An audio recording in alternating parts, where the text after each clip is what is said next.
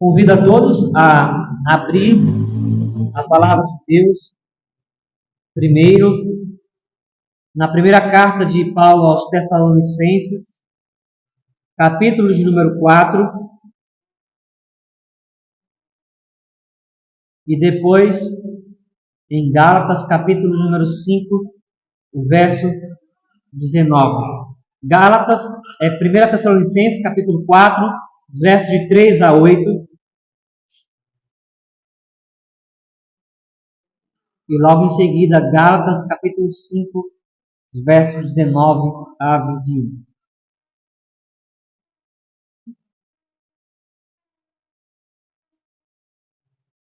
Convido a todos a colocarem-se de pé, se puderem. Eis o que diz a palavra do Senhor. Pois esta é a vontade de Deus, a vossa santificação, que vos abstenhais da prostituição, que cada um de vós saiba possuir o próprio corpo em santificação e honra, e não com o desejo de lascívia, como os gentios que não conhecem a Deus.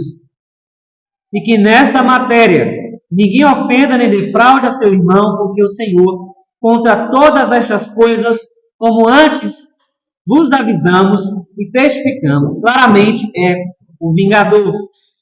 Porquanto Deus não nos chamou para a impureza, e sim para a santificação. Dessarte, quem rejeita estas coisas, não rejeita o homem, e sim a Deus, que também vos dá o seu Espírito Santo. Gálatas, capítulo número 5, a partir do verso 19.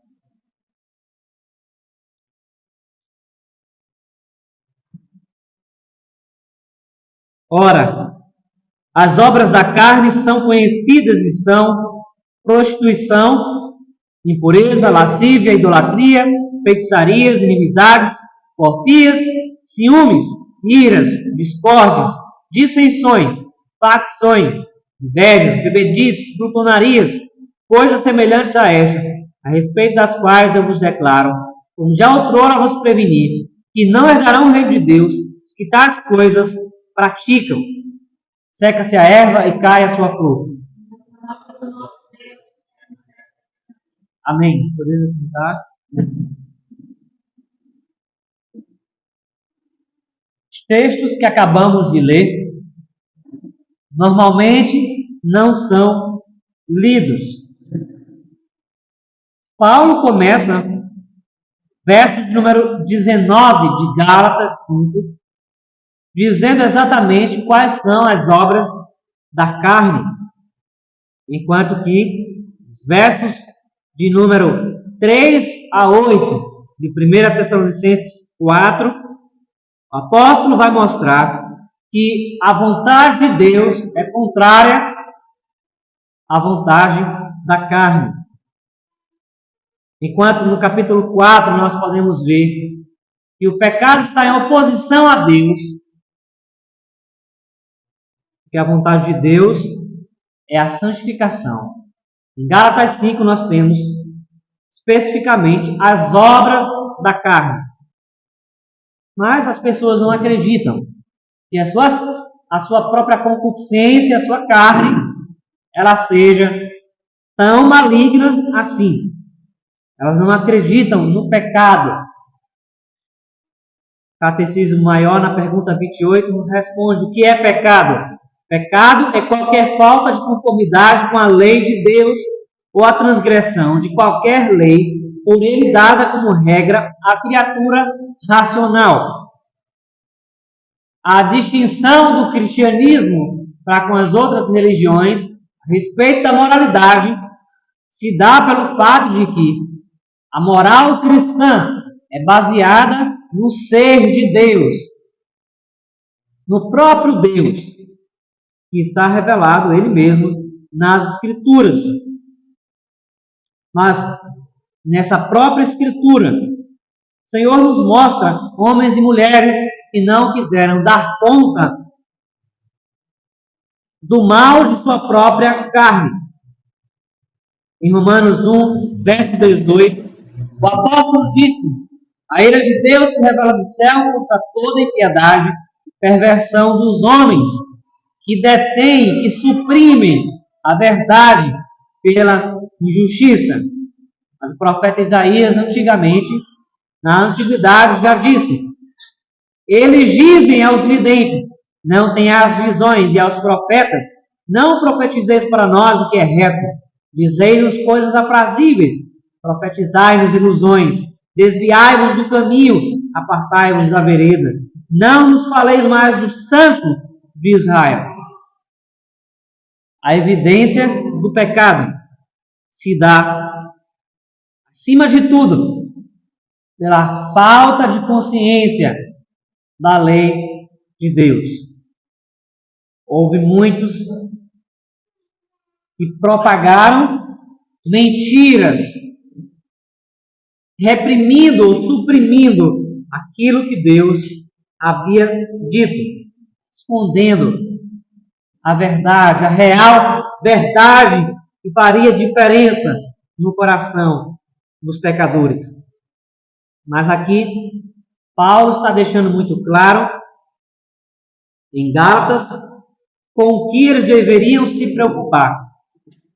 Em oposição aos falsos mestres, aos legalistas, aos hipócritas, ele estava, de fato, interessado em mostrar a necessidade deles lutarem contra a sua própria carne. A liberdade do cristão, de outro modo, é mostrado por Paulo aqui em 1 Tessalonicenses 4. Haja vista ele dizer, verso número 8: de quem rejeita estas coisas, não rejeita o homem, e sim a Deus, que também vos dá o seu Espírito Santo. Portanto, rejeitar essas verdades não é rejeitar ao pregador, não é rejeitar a qualquer homem, mas rejeitar ao próprio Deus. E se há uma oposição em você, nessa manhã, entre a carne e o Espírito, o apóstolo deixa de maneira mais clara possível que a carne só produz malignidade. Os seus principais desejos e as suas principais afeições corrompem a vida cristã. Assim nós vamos examinar, em primeiro lugar, os pecados de imoralidade, que estão dispostos aqui nos versos 19 em diante de Gálatas, capítulo de número 5. Ora, as obras da carne são conhecidas e são prostituição, impureza e lascívia. A prostituição, a impureza ou a lascívia, termos que estão correlacionados, estavam muito mais evidentes na era cristã quanto do Império Romano. O Império Romano foi um dos grandes propagadores da prostituição. Mas a palavra prostituição é traduzida do grego ou transliterada por porneia, que significa todo tipo de imoralidade além da prostituição em si mesma.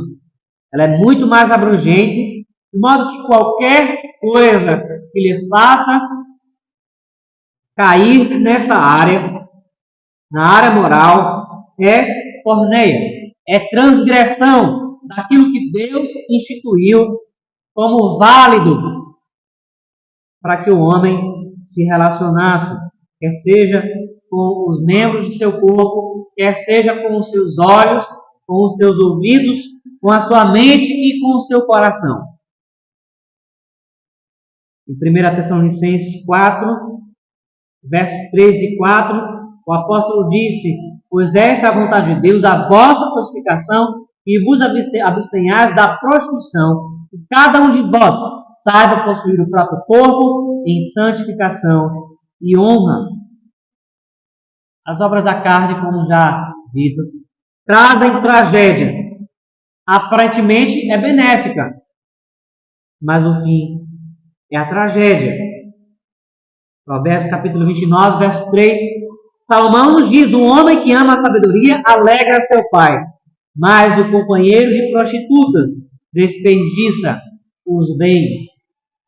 Essa cena você pode ilustrar quanto do filho pródigo que decidiu, naquela parábola de Lucas, que decidiu pegar os bens de seu pai, os bens que lhe pertenciam, e sair de casa, estragando ele mesmo, se estragando ele mesmo a partir da sua pecaminosidade.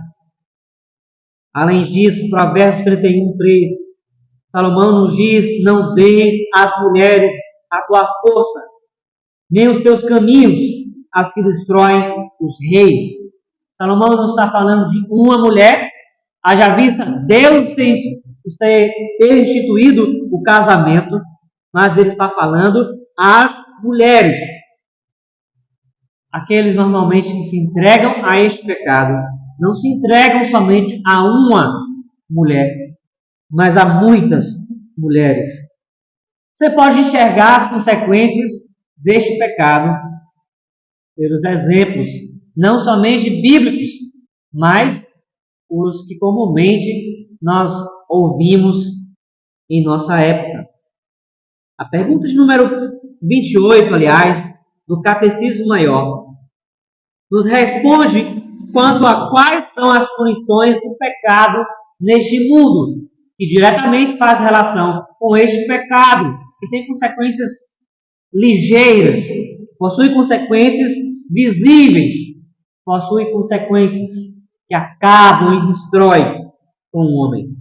As punições do pecado deste mundo são ou interiores, como cegueira do entendimento, sentimentos depravados, fortes ilusões, dureza de coração, remorso na consciência e afetos baixos, ou exteriores, como a maldição de Deus sobre as criaturas por nossa causa, todos os outros males que caem sobre nós e em nossos corpos, nossos bens, relações e empregos, juntamente com a morte.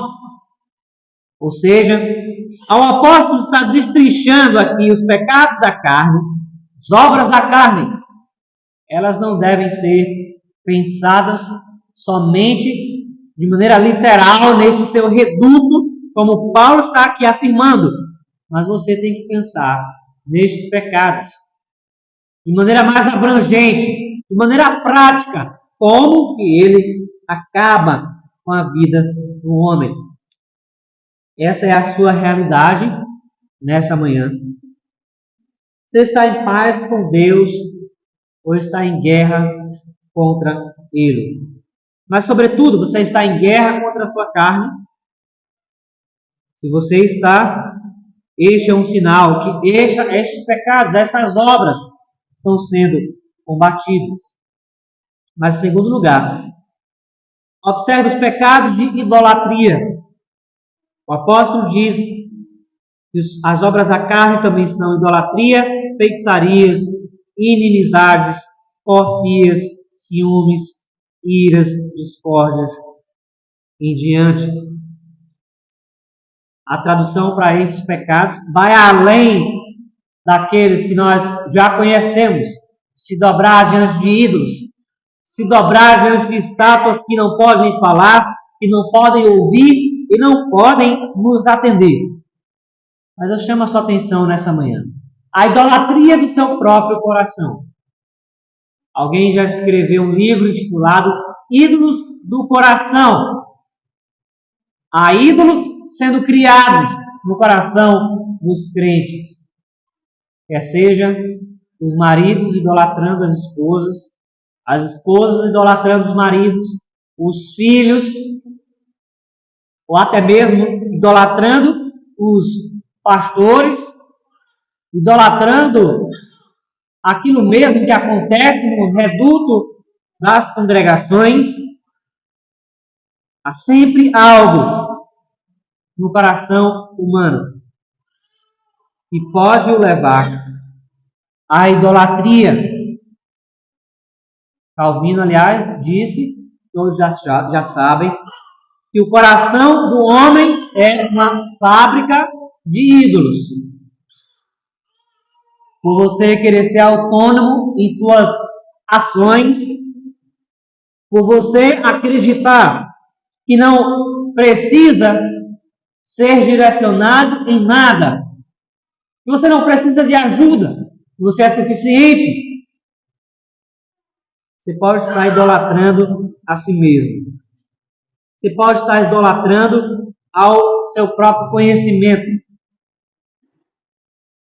Nós precisamos examinar todas as coisas pela lente das Escrituras. E esse não pode ser um trabalho seu somente hoje. É um trabalho para hoje, para amanhã e para todos os dias. Enxergar aquilo que pode ser idolatria é enxergar o mundo, é enxergar a si mesmo, é enxergar as coisas a partir de Deus, a partir de sua palavra. O apóstolo descreve ainda a feitiçaria como sendo uma parte da idolatria, o que era muito mais comum em Êxodo, capítulo número 7, em diante, naquela época do Egito, na época de Roma também, que era muito comum, mas em nossos dias também. Se você andar pelo centro de Recife, você verá dezenas e dezenas de terreiros. Você verá dezenas e dezenas de lugares que se dizem religiosos e são religiosos, mas não à luz da Bíblia, não à luz das Escrituras, não à luz daquilo que Deus nos traz para seguirmos. Há muitos nas igrejas presbiterianas e outras igrejas também que não se contentam com a palavra de Deus e vão buscar em outras fontes quebradas alimento para as suas almas. Aqueles que se envolvem com a maçonaria, aqueles que se envolvem com o ocultismo, negando a suficiência da palavra de Deus. Além disso, em nossos dias, é muito difícil de discernirmos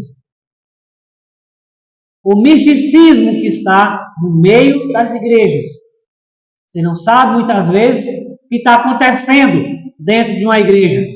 Se é um culto ou se é alguma adoração mística, alguma obra de feitiçaria ou alguma obra que é tão esquisita que nem o termo se consegue definir. Há tanta confusão, há tanto sincretismo que as Escrituras, a palavra de Deus, fica fora de qualquer manejo. Que a palavra de Deus fica fora de qualquer exame. A idolatria pode ser um pecado oculto em sua vida. Talvez você não dê tanta atenção ou ache que não possa ter este pecado ou não possa cair nele, mas eu chamo a sua atenção nessa manhã a ouvir o alerta do apóstolo Paulo. Esta é uma obra da carne. Mas em terceiro lugar, o apóstolo também fala dos pecados de rivalidade, inimizades, porfias, ciúmes, iras, discórdias, dissensões e facções, bem como invejas. O apóstolo era muito experiente quanto a estes pecados, não porque ele mesmo tivesse praticado, mas porque ele já os tinha encontrado em outros locais, em outras igrejas. Em 1 Coríntios você vai ver o apóstolo lidando com todos esses pecados aqui descritos em Gálatas 5. As inimizades, as discórdias, as invejas, as dissensões, bem como os outros pecados de moralidade. Mas perceba, o apóstolo é detalhista. Ele não deixa escapar o que é crucial.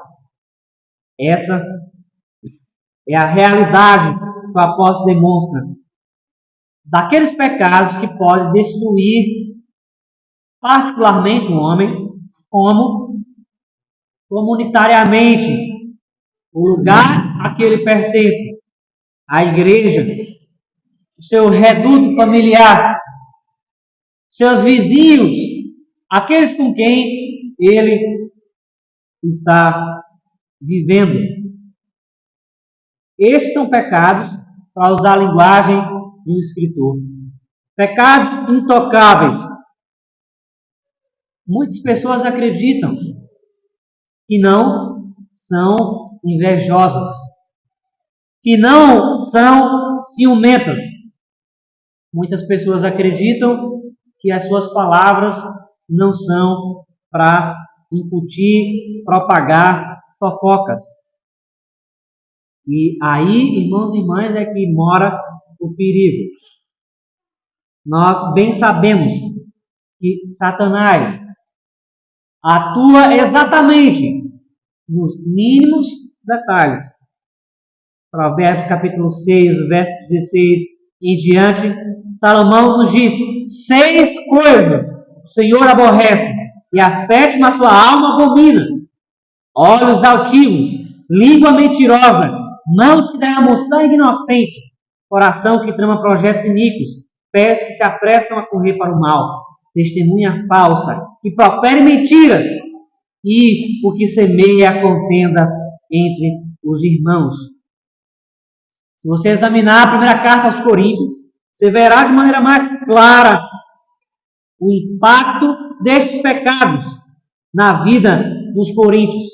Aqueles que diziam ser de Paulo, aqueles que diziam ser de Apolo, aqueles que brigavam continuamente, idolatrando aos homens e, em última análise, distribuindo dissensão entre os crentes. É comum no coração do homem ser suscitado orgulho, ser suscitado a arrogância, a superioridade. E esse deve ser um alerta para você nessa manhã. Deus aborrece os olhos altivos, mas abomina estes que semeiam contenda entre os irmãos. Se você olhar nos jornais, nas notícias pela manhã, a causa de crimes, centenas deles, são exatamente por causa destes pecados, dessas transgressões. São exatamente porque os homens não encontram ou não buscam em Deus o alicerce para a sua alma. Há vários exemplos. Em Êxodo 20, 17, Deus nos diz: não cobiçarás a casa do teu próximo, não cobiçarás a mulher do teu próximo, nem o seu servo, nem a sua serva, nem o seu boi, nem o seu jumento, nem coisa alguma que pertença ao teu próximo. 2 Samuel 11, 14. Nós temos um lembrete do que Davi realizou ao pecar com Betseba. Pela manhã, Davi escreveu uma carta a Joabe e lhe a mandou, por mão de Urias. Escreveu na carta dizendo: ponde Urias na frente da maior força da peleja e deixai-o sozinho, para que seja ferido e morra. Essa é a essência do pecado. Cada vez mais cometido, mais e mais haverá o desejo, haverá uma vala, um poço de ambição, para que o homem possa cada vez mais cair, se satisfazer em si mesmo. Mas isso é contrário ao que Paulo diz em 1 Tessalonicenses 4, a partir do verso de número 3.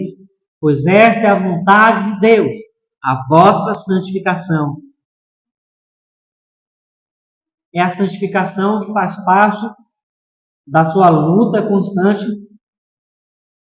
É a santificação que faz parte quando você está lidando com seus irmãos, quando você está lidando com a sua família, com você mesmo. É a santificação em todas essas áreas que você tem buscado. Há esperança para aqueles que buscam a Deus. Você pode orar como o salmista no Salmo de número 139, pedindo para Deus sondar o seu coração, entregando-se a Ele de todo o seu coração, de toda a sua alma e com todas as suas forças. Mas em quarto lugar, o apóstolo nos mostra os pecados, ou o pecado da falta de domínio próprio. Os pecados descritos no verso de número 21 são aqueles que são realizados, concretizados pela falta de domínio próprio.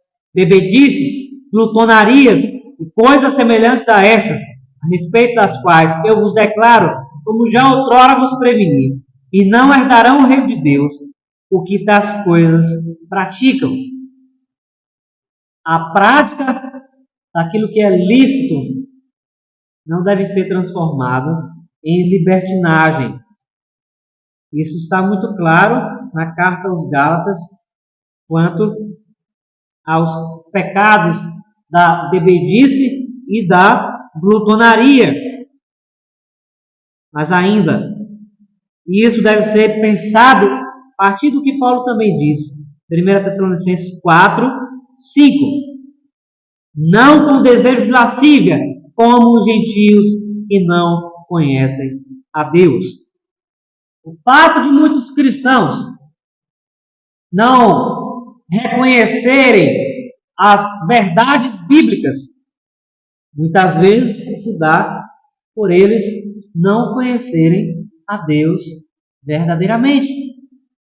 O apóstolo descreve a bebedice e a glutonaria como pecados que são fruto da falta de domínio próprio. Não propriamente como atos que não devam ser praticados. Porque qualquer um pode beber o que quiser, ou pode comer o que quiser. Mas o apóstolo está sendo muito bem específico aqui. Nem a bebedice, nem a glutonaria deve fazer parte da vida do cristão.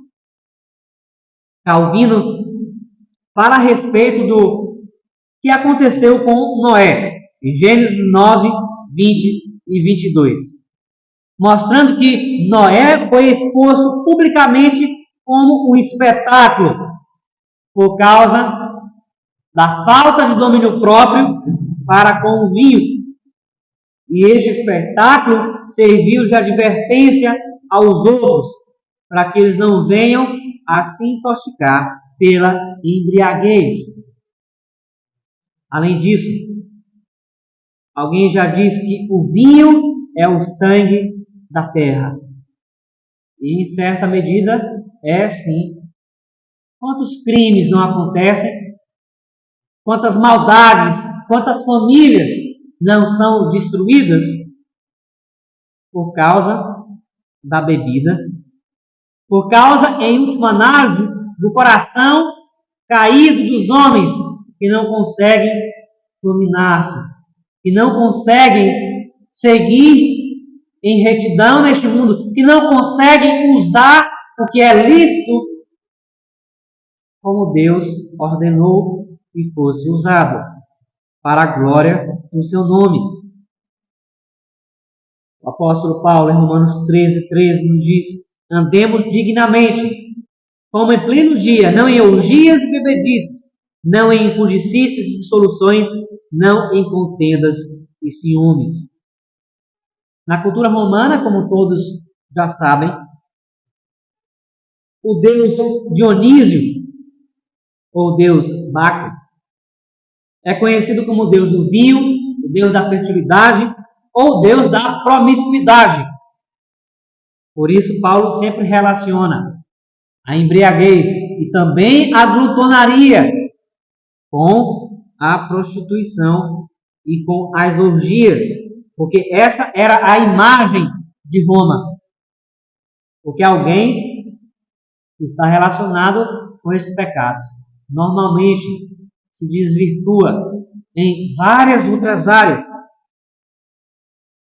O apóstolo Paulo usa este termo, o termo ventre ou o termo glutonaria, ambos correlacionados em Filipenses 3:19, quando diz que o destino deles é a perdição, o Deus dele é o ventre, e a glória deles está na sua infâmia, visto que só se preocupam com as coisas terrenas.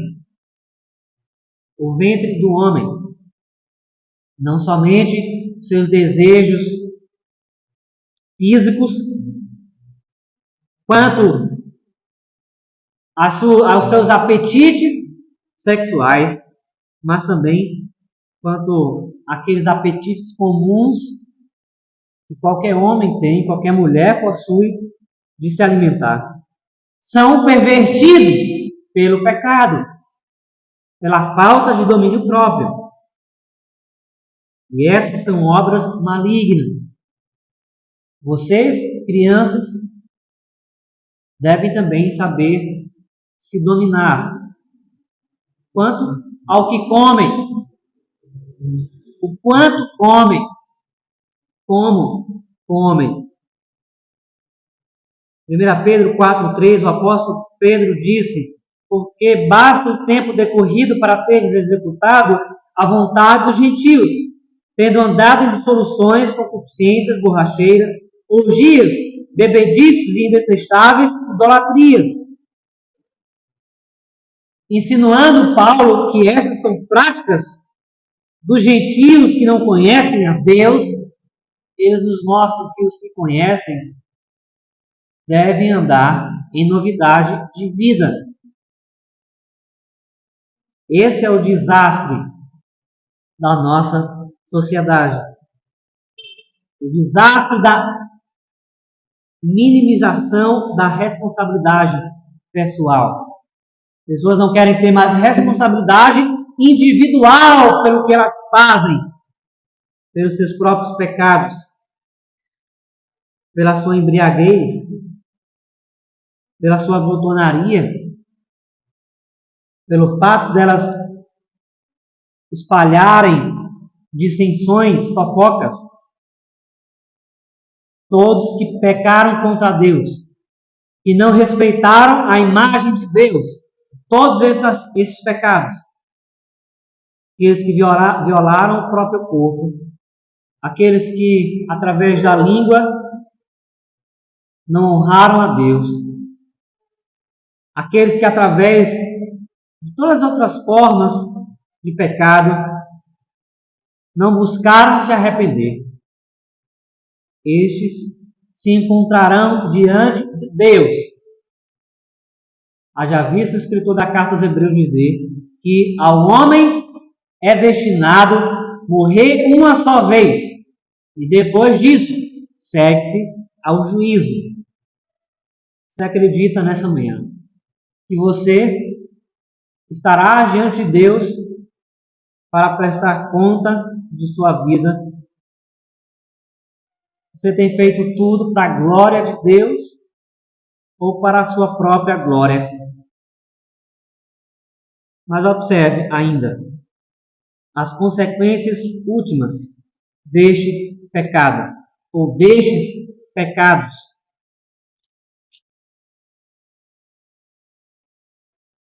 Não herdarão o reino de Deus os que tais coisas praticam. O cristão, acima de tudo, acima de todos, eu posso dizer, é aquele que espera o reino de Deus. É aquele que mais anseia pela vida sem pecado, pela vida sem conturbação, sem ansiedade, sem preguiça, pela vida sem tantas tentações, tantas injúrias, tantas coisas que nos fazem irmos contrário ao que Deus nos estabeleceu. Consequência última de não nos atentarmos para o que Deus nos diz em Sua palavra é que não herdaremos o reino dele. A pergunta de número 29 do Catecismo Maior nos responde a quais são as punições do pecado no mundo vindouro. As punições do pecado no mundo vindouro são a separação eterna da presença consoladora de Deus e os tormentos mais penosos na alma e no corpo, sem intermissão, no fogo do inferno para sempre. Palavra de Deus, irmãos e irmãs, nessa manhã. É a mais clara possível para você que está lutando contra os seus pecados. Continue a lutar. Não baixe a sua guarda. Tenha como esperança o que Paulo diz aos Coríntios, no capítulo 6, o verso 9. Ou não sabeis que os injustos não herdarão o reino de Deus? Não vos enganeis, nem impuros, nem idólatras, nem adúlteros, nem efeminados, nem sodomitas, nem ladrões, nem avarentos, nem bêbados, nem maldizentes, nem roubadores herdarão o reino de Deus. Tais fostes alguns de vós, mas vós vos lavastes, mas fostes santificados, mas fostes justificados em o nome do Senhor Jesus Cristo e no Espírito do nosso Deus. Você confia no Espírito Santo que lhe guia em toda a verdade nessa manhã. Você pode a si mesmo se alertar, se exortar quanto àquilo que você está em falta para com Deus, quanto àquilo que você precisa para ser mais perseverante, alegre quanto à sua santificação. Por sua fonte, vamos orar. Deus bendito, não podemos nos deparar com a Tua palavra e ficarmos da mesma maneira. A Tua palavra é martelo que despedaça a rocha, é espada de dois gumes que penetra em nosso coração. Nós nos rendemos nessa manhã, confiando na Tua soberania, na suficiência de Tua palavra, ela que não pode mentir. Livra-nos, Senhor, destes pecados. Livra-nos de sermos consumidos por nós mesmos, de sermos consumidos pelas nossas emoções, pelos nossos desejos pecaminosos, de sermos consumidos por este mundo. Ó Senhor, dá-nos a graça de buscarmos a Ti, de perseverarmos na santificação, de rejeitarmos o pecado por amor de Jesus Cristo. E a cada um aqui nesta manhã, possa buscar desenfreadamente a Ti. Nós te oramos, em nome de Jesus. Amém.